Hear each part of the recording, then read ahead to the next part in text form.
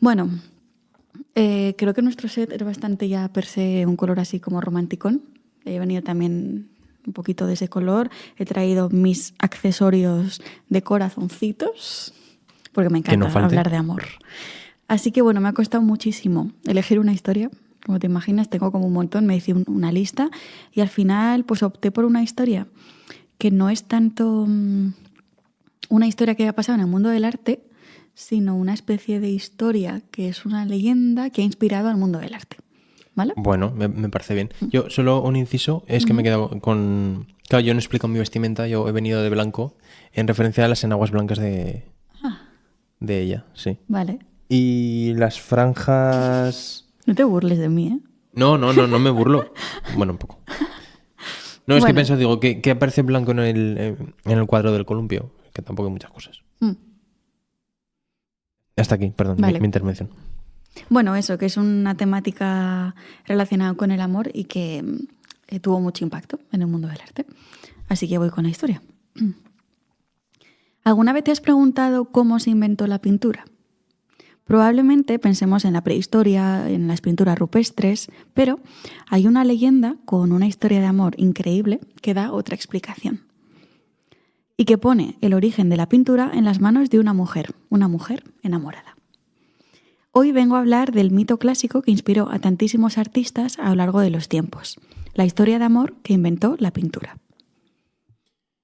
Hombre, luego me dices a mí que hago clickbaits, pero... No, pero es real. Sí. O sea, yo lo obispo cornudo también es real. De hecho, tengo fuentes primarias. Fuentes primarias, vale. Y muy antiguas, que es Plinio el Viejo. Pondré por aquí una imagen de él, para que una supuesta imagen de él. Plinio el Viejo siempre fue viejo. Se le llamó porque, claro, existía Plinio el Joven también, entonces, pues bueno, para diferenciar. La verdad es que vaya Imagino ofensa, que a él le llamarían Plinio en su momento. Pero luego, para diferenciar a los dos, pues... O sea, el viejo y Plinio el Joven es como el junior de ahora, ¿no? Un poco. Totalmente. Uh-huh. ¿Es verdad que no hay junior? ¿Seguro? No lo sé. Si conocéis a alguien que es junior, nos lo ponéis. Buah, es que me encantaría. Seguro que no me cae bien. Pablo, no sé. junior. Buah, ya sabes. Ay, que yo soy Ana Junior, ¿en verdad? No, pero no lo tienes en el nombre. No, claro que no. Pero es que hay Qué gente vergüenza. que sí. Ya. Gente normalmente adinerada. ¿No? Que es como, mira, que quede claro. Yo creo que hay más problema de los padres que dicen le voy a poner el nombre y que se note que sea junior. Que... Pero suele ser nombre, apellido y el junior. Ah, bueno, Vinicius Junior. Julio Iglesias Junior. Julio Iglesias Junior, ya está. Bueno, en fin. Todo grandes Hemos nombres. dicho que no íbamos a mencionar... Bueno, gente deleznable siempre va a aparecer, pero bueno. Ya, vale. Plinio el Viejo. Venga. ¿Quién era este señor? Pues bueno, era un escritor y militar romano del siglo I. ¿A quién no le va a gustar? ¿A quién no le va a gustar? Que hizo estudios e investigaciones en fenómenos naturales, etnográficos, geográficos y recopiló toda esta información en un libro que seguro que mucha gente conoce, que es Historia Natural. Que yo creo que es de los libros más editados y más vendidos. De hecho, fue como el modelo enciclopédico de todos estos conocimientos durante muchísimos años, al menos hasta el siglo XVII, cuando ya sus estudios pues, fueron sustituidos por investigaciones de carácter un poco más científico, más empírico, más moderno, y que ya podían demostrar de otra forma las cosas. O sea que llegó Plinio, ¿vale? Plinio el Joven y le dijo, a ver, venga, carca, aparta, Bueno, apártate. los Plinios del siglo XVII, Sí. pero sí, la ciencia. Entonces, bueno, hago referencia precisamente a este conjunto de libros de historia natural y en concreto al número 35, porque aquí Plinio relata el mito del origen de la pintura. Por supuesto, yo no voy a hablar del origen de la pintura original porque seguramente pues, nos iríamos, como decía antes, a la prehistoria, ¿no? A las pinturas rupestres y demás, sino que me voy a centrar en este mito de Plinio que dice lo siguiente del origen de la pintura. La cuestión sobre los orígenes de la pintura no está clara. Los egipcios afirman que son ellos los que inventaron 6.000 años antes de pasar a Grecia. De los griegos, por otra parte, unos dicen que se descubrió en Sición, otros en Corinto. Pero todos reconocen que consistía en circunscribir con líneas el contorno de la sombra de un hombre. Como todo lo anterior, los egipcios y toda esta gente, me da igual. Que todos decían que lo habían hecho ellos primero, pero luego... Entonces, bueno, pues él dice, pues yo tengo la solución a esto. Y es decir, que, bueno, es verdad que tampoco como que lo da por hecho, pero sí que lo acude a este mito que voy a contar ahora. Y que precisamente parte de esta idea, ¿no?, de circunscribir con líneas el contorno de la sombra de un hombre. Esta es un poco la clave.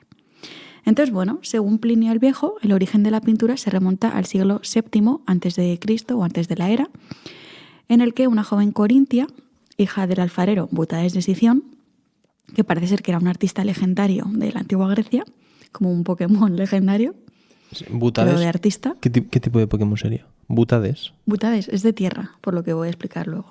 Ah, vale, pues sí, ya lo tienes tú claro, vale. ¿O a ti qué te sonaba? Claro, es que Butades, butano...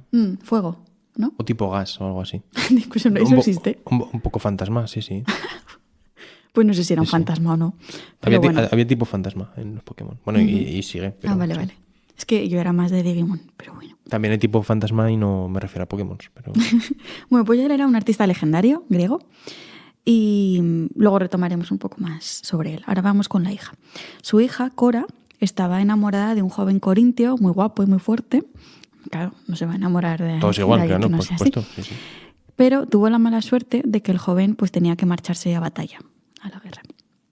A Cora le asustaba muchísimo la idea de perderle para siempre, porque a saber lo que le depararía el destino con la guerra y a saber si se volverían a ver en un momento.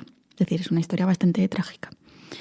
Entonces, en su última noche juntos, antes de despedirse, Cora despertó de su sueño sobresaltada y descubrió cómo el perfil de su amado se describía en la pared, proyectada por la luz de una lámpara de aceite, ¿no? Estaban con una lámpara de Esto me aceite, suena. una luz artificial, y veía como su sombra proyectada en la pared. Bueno, en ese momento tuvo una revelación: quedarse con el retrato de su amante para siempre, en caso de que no volviera a verle, ¿no?, para que pudiera recordarle y estar con él, de algún modo, o no olvidarle. De esta forma, pasara lo que pasara, tendría siempre su rostro y nunca olvidaría su imagen. Este acto romántico, que nace de la idea de mantener vivo el recuerdo de alguien, pues dio inicio al arte del dibujo y de la pintura. Este es el mito clásico. El mito, ¿no? ¿Vale? Vale. Que, como digo, viene pues de una historia de amor muy bonita. A mí me sonaba, creo que esto lo hemos hablado. Sí, y lo hemos visto en alguna exposición, seguro Sí. que te suena. Bueno, pues no solo vamos a hablar del origen de la pintura, sino también del origen de la escultura, porque la historia 2 por 1. no se queda aquí, eso es de regalo. La historia, como decía, en realidad continúa un poco más adelante en el mismo libro de Plinio, cuando Plinio nos cuenta también lo siguiente. La primera obra plástica la hizo en arcilla el alfarero Butades de Sición, en Corinto, sobre una idea de su hija. Enamorada de un joven que iba a dejar la ciudad, la muchacha fijó con líneas los contornos del perfil de su amante sobre la pared a la luz de una vela. Su padre aplicó después arcilla sobre el dibujo, al que dotó de relieve, e hizo endurecer al fuego esta arcilla con otras piezas de alfarería. Por eso decía que era Pokémon tipo tierra. Claro, o sea, es como un poco progresivo, ¿no? Es como primero el dibujo, o sea, el contorno, luego le pone arcilla. Eso es, después de la invención de la pintura o el dibujo, llegó la invención de la escultura. Y lo que hace Butades es eso: partiendo del dibujo que había hecho su hija, aplicó una capa de arcilla al propio dibujo con la que modeló el rostro del joven, lo horneó y así obtuvo un retrato, aparte de tridimensional, pues seguramente más duradero, ¿no? En principio. Claro, estoy pensando que pasar una escultura a algo que es 3D, algo que originalmente es 2D, es complicado, ¿eh? Porque hay la parte de la pared, depende de cómo es la forma de la pared. Ya entiendo, bueno, no, pero es como que a partir del dibujo ya lo desarrolló, Ah, vale. como si fuera un relieve, ¿no? De Hizo algún el modo. 3D él, el volumen. Vale, Modelado 3D. Vale. De hecho, según la tradición, esta escultura de él se conservó en el Ninfeo de Corinto hasta que los romanos conquistaron y arrasaron la ciudad de Corinto al mando de Lucio Mumio, que es como el emperador que se le conoce como el destructor de Corinto. Entonces, bueno, parece ser que perduró durante bastante tiempo. Este origen de la pintura y de la escultura que registra Plinio lo hace como un gesto nacido no de la técnica del artista ni de la belleza formal, sino en realidad como algo que nace del amor y de la posible ausencia de este. Este relato ilustra que la esencia de la imagen no es solo representar, sino conservar lo que se marcha, ¿no? Lo que desaparece, que de algún modo siga presente una vez ya no esté. Y es que si lo pensamos, a lo largo de la historia, el arte ha repetido este gesto tan primitivo, tan primigenio, ya saliéndonos de este mito, ¿no? O sea, desde el principio de los tiempos el ser humano ha querido representar, ha querido autorrepresentarse y dejar de algún modo la huella en el mundo, ¿no?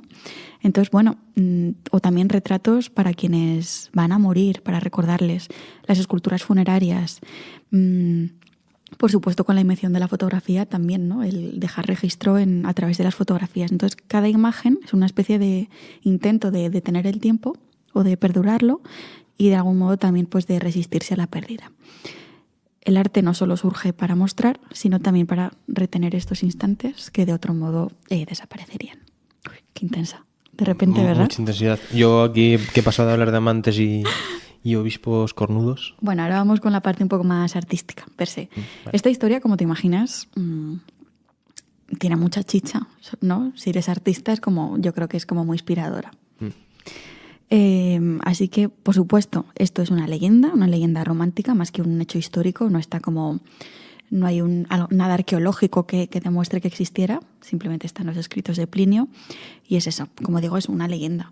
Pero fue ampliamente aceptado, sobre todo en el contexto occidental, y de hecho fue súper representado por los artistas, sobre todo por los artistas del siglo XVIII.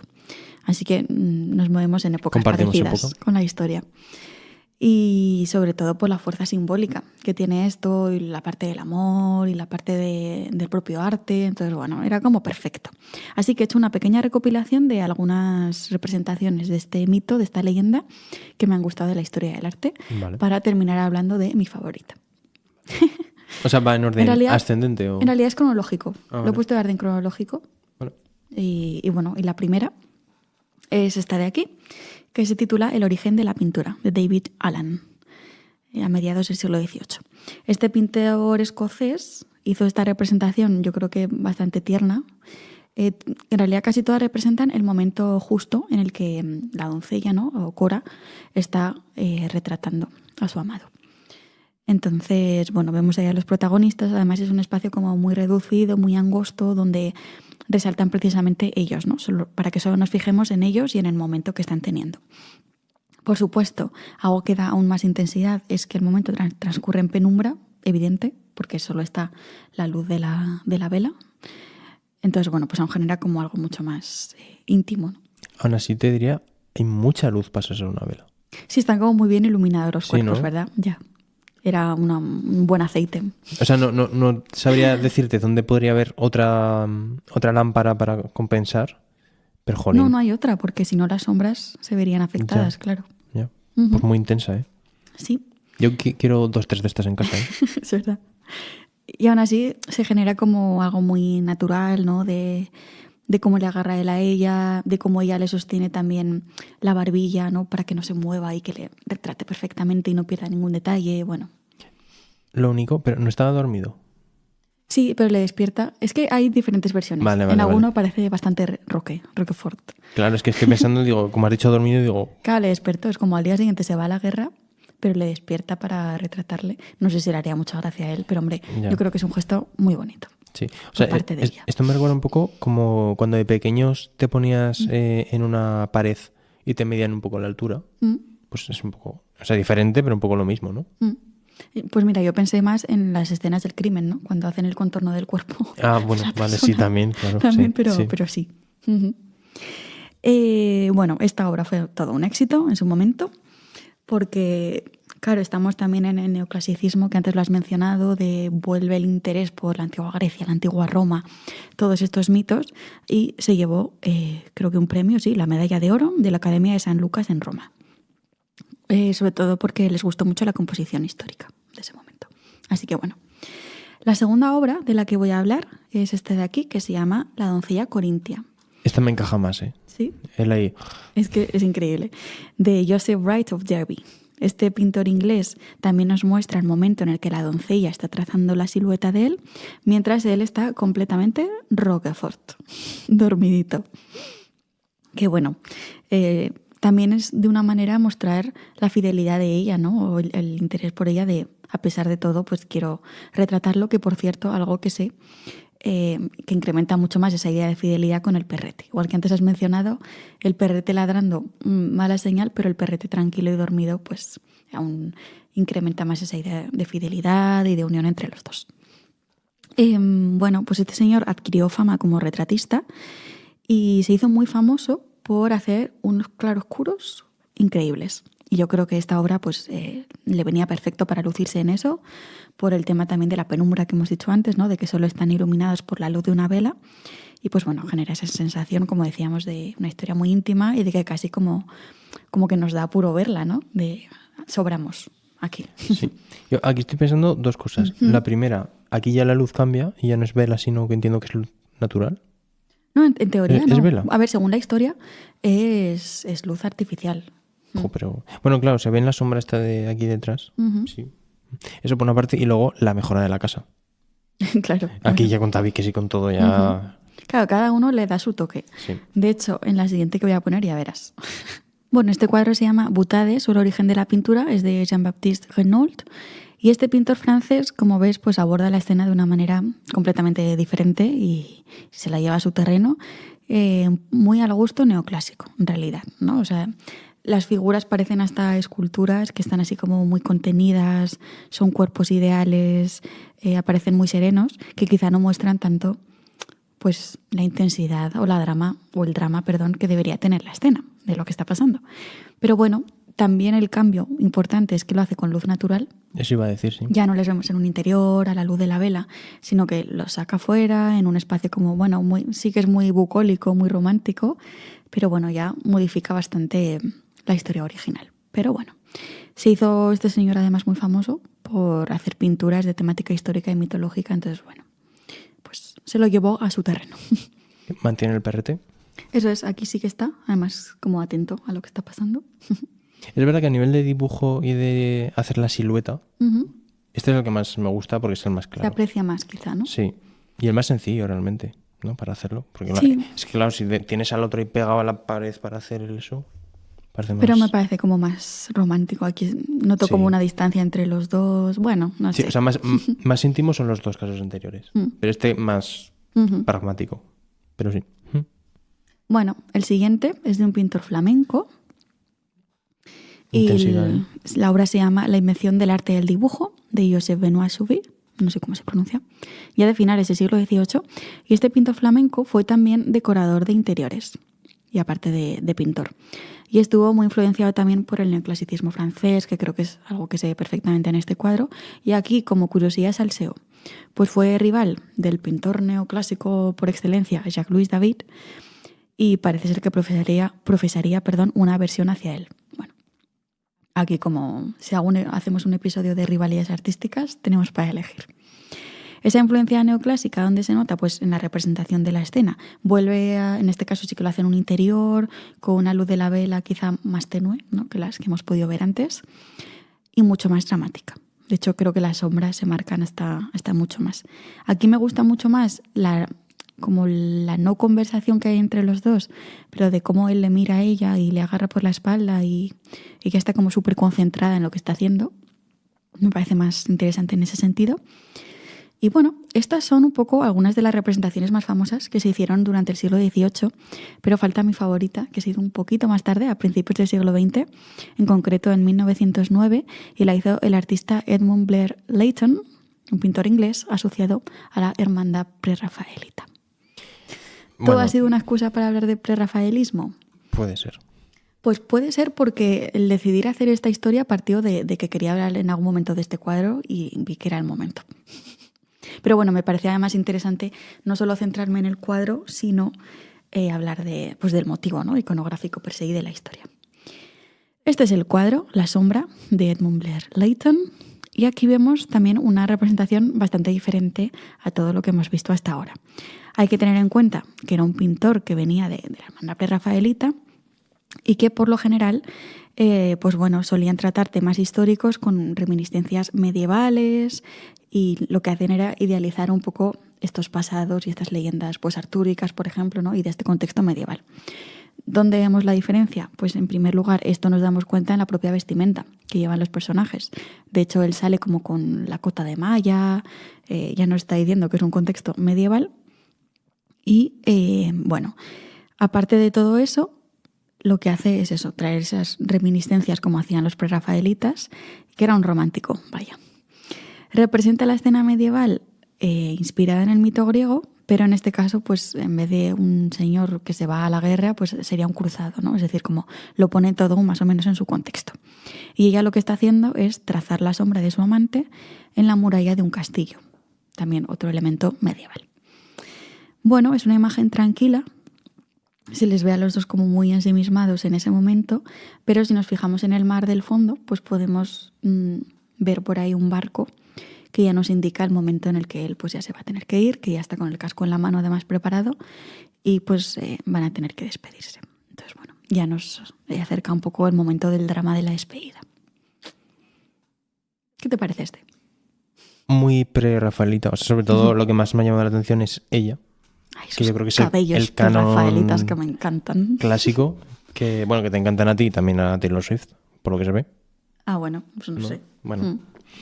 Sí, hombre, y el cambio de rol, ¿no? De algo tan clásico a algo ya más medieval sí que se nota. Hombre, y luego como ha hecho todos los cambios, que no solamente es el cambio del prota, sino que también es el lugar, ¿no? Pues la muralla, el barco. Claro, el contexto. Sí. Yo pensaba que ibas a decir algo de que estaba el mar en picado o algo así, no se ve mucho más. No, se le ve tranquilo. Pero, bueno. Y bueno, y haciendo un repaso a todo esto y hablando de lo de las sombras que a ti te ha recordado a pues o cuando nos medían de pequeños o lo que he dicho, ¿no? De los crímenes de marcar la silueta con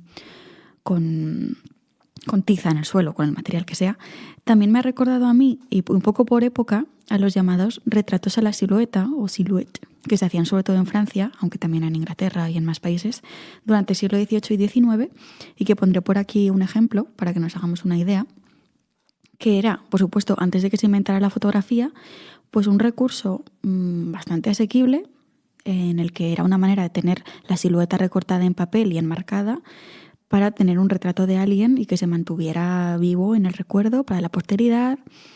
También era como un regalo de recién casados, para hacer retratos familiares, celebrar vínculos. Entonces, bueno, era como una manera de retratar y que realmente a mí me recuerda mucho a esta historia del origen del dibujo y de la pintura. Sin embargo, estas siluetas no solo tenían esa parte bonita, sino que después, en el siglo XIX, como curiosidad, los detectives las introdujeron en la criminología y esbozaban perfiles de sospechosos a modo de protofotografías policiales, apostando por la singularidad de la mandíbula, de la nariz, de la frente, ¿no? Pues estos detalles que podrían llegar a resolver el caso. Culturalmente también tenían peso, pero es verdad que luego con el auge de la fotografía, sobre todo a partir de la década de 1840, hizo que la silueta perdiera protagonismo porque simplemente pues con fotografiarte de frente o de cualquier otra forma pues ya podías hacer que tu imagen estuviera para siempre. En el siglo XX esto se convirtió casi en una especie de arte nostálgico y hoy en día quizá tampoco ha desaparecido del todo, pero bueno, igual está presente en disciplinas como el diseño gráfico, ¿no? Es como un recurso bastante utilizado, en el tatuaje, en la animación también. Entonces, bueno, perdura de algún modo, ¿no? Y no ha desaparecido con la llegada de la fotografía. Y esta es un poco la historia que traigo hoy, del origen de la pintura no oficial. Me te iba a decir, más que historia, historias. Pues es como empiezas desde el mito, pero luego de cada cosa. Pues hombre, muy interesante, sobre todo cuando empiezas con el amor y luego ya también haces un repaso histórico a un tipo de pintura, en este caso. También ha habido documentación, ¿eh? Sí. Te ha faltado ver Frozen, pero... No, sí, yo la he visto 20 veces. Ya. Bueno, y traigo dos reflexiones. Una muy cortita, que es que nunca te han querido lo suficiente si no te han hecho un retrato en la pared. Considero que los gestos románticos de antes ya no existen, se están perdiendo y que tenemos que volver a eso. ¿Nada que decir? Vale. Nada que decir. Y luego la otra reflexión, que igual da un poco más pie a conversación, espero, es que de este mito a mí lo que más me llama la atención, lo que más me atraía, era la idea de fijar una imagen para pues mantener vivo un recuerdo, ¿no? Y de algún modo también a veces pues hacer aliviar una ausencia y en resumen un poco que cada imagen que tomamos a alguien siento que es un pequeño gesto de amor, ¿no? Que hacemos con esa persona. Por terminar ya el romanticismo. Sí, hombre, por las nubes. También tengo que con estas reflexiones tampoco sé mucho más que decir. No sé, igual no estás de acuerdo, pero... No, a ver, claro, es que pensado así, pues sí que es verdad que la fotografía lo que hace es captar un momento y lo convierte en eterno, por así decir. Entonces, claro, si lo tiras por amor, por recuerdo, por ausencia, presencia y demás, sí. También considero que en esta época actual, por ejemplo, sobre todo con la fotografía, es que hay tal cantidad y hacemos tantas fotos que yo no hago muchas fotos, pero cada vez que me meto en el teléfono y veo 1000 fotos o 500, digo, ya me agobio. Eso era otra cosa que tenía apuntado, que ahora que tenemos tantas facilidades para hacer una imagen, quizá como que pierde un poco esa esencia, ¿no? De tomar una fotografía algo deja de ser relevante, claro, o sea, a menos como lo era antes. Yo entiendo esto, que hace 100 años, 200, 300 años, pues era algo importante, ¿no? Incluso con los mechones de pelo, porque no había una forma muy clara de llevar a alguien contigo, por así decir. Pero claro, es que hoy en día, que la fotografía es que la haces a todo y todo el santo rato, y si no la haces tú, la consumes porque no paras de ver fotos, campañas publicitarias y demás. Saturación de imágenes. Entonces, claro, es un contraste entre una cosa y la otra que para mí es muy complejo de llevar, al menos. Que no digo que no haya que hacer fotos, pero que creo que se nos está yendo un poco de la mano tanta foto. Porque luego, si de todas las fotos que haces, luego haces un cribado y enseguida haces, está nada, pero las tienes. Ya, pero realmente ni siquiera las tienes, porque no las tienes físicamente, claro, ¿verdad? Claro. Entonces... Bueno, que esa es otra. Lo digital y lo analógico. Que lo tienes en el teléfono, pero luego no lo tienes en... Realmente no lo tienes, ¿no? Son ceros y unos o... no sé, ¿no? Sí, o sea, yo creo que la humanidad o la sociedad tiene que darse una vuelta desde el momento en el que se inventó el salvapantallas de fotos. En los marcos estos digitales que van pasando fotos... Nunca me han gustado. Yo desde el momento en el que vi que eso nació, dije, algo mal está haciendo la sociedad. Hay que volver a lo analógico. No, pero es carísimo, entonces bueno. No, pero es que ¿qué sentido tiene? Es que no entiendo. Imprímete una foto, cómprate un marco y ya está, no pongas en las fotos. Es que encima es, venga, y a consumir. Es como los pre-reels. En fin. Bueno, yo ahí también mi reflexión. Pero bueno, ya hablaremos de esto en otros podcasts. Creo que hemos dejado un poco nuestra opinión así un poco por encima. Que no significa que no sea profunda, pero bueno, yo creo que podemos ir cerrando el chiringuito. Vale.